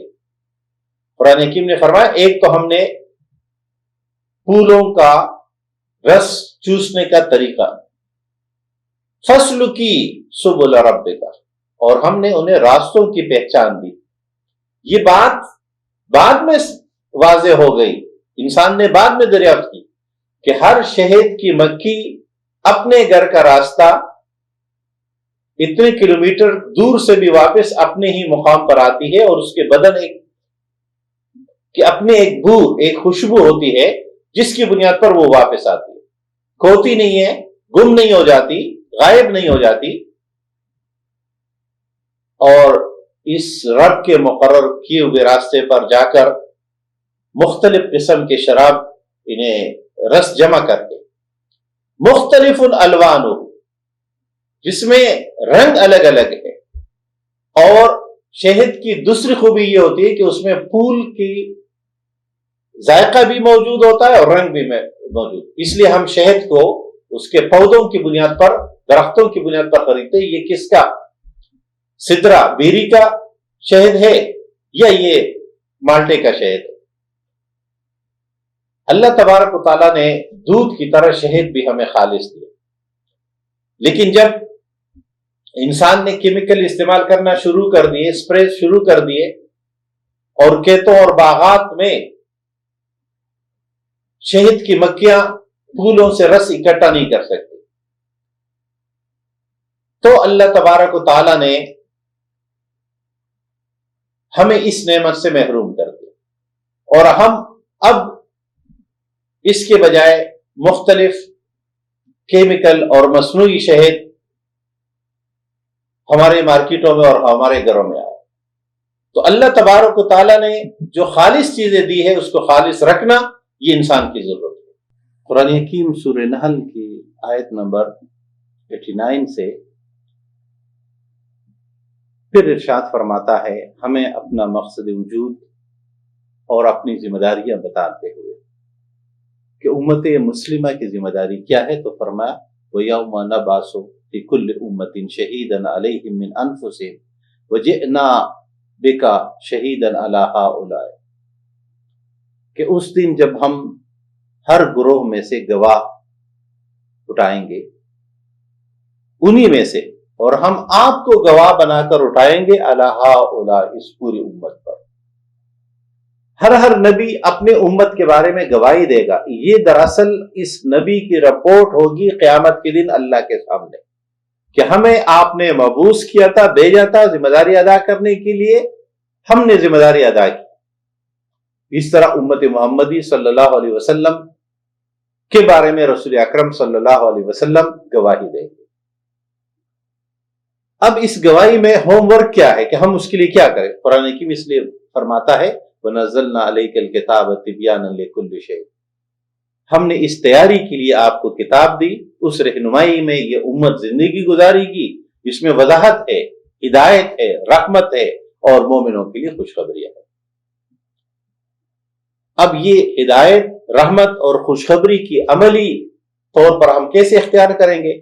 قرآن حکیم 90 نمبر آیت سورہ نحل جامع ترین آیت ہے اس بات کی. ان اللہ یأمر بالعدل والاحسان وایتاء ذی القربى وینہی عن الفحشاء والمنکر والبغی یعظکم لعلکم تذکرون. عمر بن عبدالعزیز رحم اللہ کے وقت سے لے کر اس آیت کو خطبے کا حصہ بنایا گیا. بالعموم اس کو ہم جمعے میں بار بار دہراتے ہیں، ہر جمعے کو خطبے میں. مقصود اس آیت کے ان احکامات پر عمل پیرا ہو. اللہ تمہیں حکم دیتا ہے عدل کا، انصاف کا، اور انصاف دوسرے کے لیے نہیں، خود کے بارے میں بھی. والاحسان، اور اعلیٰ ترین درجہ اچھائیوں کا. ہر عمل، ہر نیکی کو درجے کمال میں سر انجام دینے کا، اس کے حسن، اس کی اچائی اور بہتری کا اعلیٰ ترین درجہ. وَإِيتَاءِ ذِي الْقُرْبَى، قریبی رشتہ داروں کے حقوق ادا کرنا. وَيَنْهَى عَنِ الْفَحْشَاءِ وَالْمُنْكَرِ، وہ تمہیں فحاشی اور منکرات سے روکتا ہے اور بغاوت سے. اور اللہ تبارک و تعالی یعظکم لعلکم تذکرون. دو طرح کے اعمال جو کرنے والے ہیں وہ کیا ہے؟ عدل، احسان، ایتاء ذی القربہ. نہ کرنے والے کون سے ہیں؟ نہی عن الفحشاء والمنکر. یہ ہے مسلمان معاشرے کی عملی اخلاقی پہچان ہے کہ اس میں نیکیوں کو بڑھوتی ملے گی، برائیوں اور خرابیوں کو روکا جائے گا، اور اس طرح دبا دبا کر اسے کم اور ختم کیا جائے گا. قرآن حکیم سورہ نحل کے آخر میں رسول اکرم صلی اللہ علیہ وسلم کو مخاطب کر کے حکم ارشاد فرماتا ہے کہ ادعو الی ربک الی سبیل ربک بالحکمت والموعظۃ الحسنہ وجادلہم باللتی ہی احسن ان ربک هو اعلم بمن ضل عن سبیلہ وهو اعلم بالمہتدین. اے پیغمبر صلی اللہ علیہ وسلم، آپ کی ذمہ داری ہے، ڈیوٹی ہے، فریضہ منصبی ہے، رسالت کا تقاضا ہے، پیغمبرانہ مشن، پیغمبرانہ کام ہے. اور وہ کیا ہے؟ اپنے رب کے راستے کی طرف لوگوں کو بلائیے. اب یہاں راستہ تو متعین ہے کہ جب رب متعین ہو گیا تو رب کا راستہ بھی متعین ہو گیا. ہر نبی رب کے راستے کی طرف لوگوں کو بلاتا ہے، اور نبی کے ذرائع اس میں کیا ہے؟ اللہ کی وحی، اللہ کا کتاب. اس کتاب کے ذریعے نبی لوگوں کو اللہ سے جوڑتا ہے. لیکن اس کا طریقہ کیا ہوگا؟ کیا لالچ دے کر؟ کیا لوگوں کو مجبور کر کے؟ اور یا بلیک میل ہو کر کے؟ قرآن کی فرماتے نہیں، بلکہ اس بلانے کا طریقہ ہوگا بالحکمت والموعظۃ الحسنہ، حکمت کے ساتھ اور اچھے واعظ و نصیحت کے ساتھ. یہ پہلا سٹیپ ہے. دلیل، برہان، حجت، اچھا رویہ، اچھے اخلاق، کردار. اسلام کے پھیلنے کی سب سے بڑی وجہ یا سب سے بڑا طریقہ ہمیشہ سے اخلاق و کردار رہا ہے. اسلام اگر تلوار کے زور سے پھیل سکتا تھا، یا شرعی طور پر یہ معتبر ہی نہیں ہے کہ کوئی شخص دباؤ کے نتیجے میں اسلام قبول کر لے، یا کسی شخص کا ایمان معتبر ہی نہیں ہو سکتا اگر وہ کسی مجبوری کی وجہ سے، کسی کے دباؤ میں یا کسی کی لالچ میں ایمان قبول کرے. تو پہلے تو اچھی باتیں، اچھا رویہ. پھر دوسرا موقع اور مقام اس وقت آتا ہے جب کوئی آپ کے ساتھ دلیل کی بات کرتا ہے، آپ کے ساتھ مناظرے کی بات کرتا ہے، تو اس کے لیے بھی آپ کو تیار ہونا ہے. تو فرمایا وَجَادِلْهُمْ بِالَّتِي هِيَ أَحْسَنُ، اور اچھے طریقوں سے ان سے بات کی جائے جو سب سے بہتر ہو. اب یہ علمی مجادلے کے لیے لازمی ہے کہ آپ کو مقابل کا علم ہو. تو دائی ہمیشہ لمحہ موجود میں اپنے مقابل سے علم کے ہتھیار سے زیادہ مسلح ہوگا. اگر دائی علم، حجت و دلیل کے مقابلے میں علمی میدان میں کمزور ہے تو اس کی دعوت بھی کمزور رہے گی. پھر فرمایا اس میں سہارا کیا ہوگا؟ تو فرمایا یاد رکھو ان ربک هو اعلم بمن ضل عن سبیلہ، تیرا رب خوب جانتا ہے کہ کون سیدھے راستے پر ہے اور کون ہدایت یافتہ ہے. یہ دونوں راستے اور یہ آیت سورہ نحل کے آخر میں بتا کر ہماری ذمہ داری ہمارے سامنے قرآن حکیم واضح کرتا ہے کہ ہم حکمت اور مواعظ حسنہ کے ساتھ لوگوں کا انسانیت کا فائدہ رسالت محمدی صلی اللہ علیہ وسلم سے وابستگی میں ہے. یہ بات جب ہم ثابت کریں گے، سمجھا دیں گے، پہنچا دیں گے، تو تب تو کامیابی ہماری ہے. اور پھر اس کا دوسرا مرحلہ کہ ہم رسالت محمدی صلی اللہ علیہ وسلم، توحید اور رسالت پہ جو سوالات ہیں اس کے بارے میں جانتے ہو اور اس کے بارے میں لوگوں کے سوالات کا جواب دے سکے. یہ جو علم سے مسلح ہونا ہے، یہی مقصود اور مطلوب ہے قرآن حکیم کے سامنے بیٹھنے کا، کہ قرآن حکیم یہی ہماری رہنمائی کرتا ہے، ہمیں یہ طریقہ سکھاتا ہے. اللہ تبارک و تعالی ہمیں قرآن حکیم کے علوم سے استفادہ کرنے اور اسے دوسرے تک پہنچانے کی توفیق عطا فرمائے۔ وآخر دعوانا ان الحمد للہ رب العالمین۔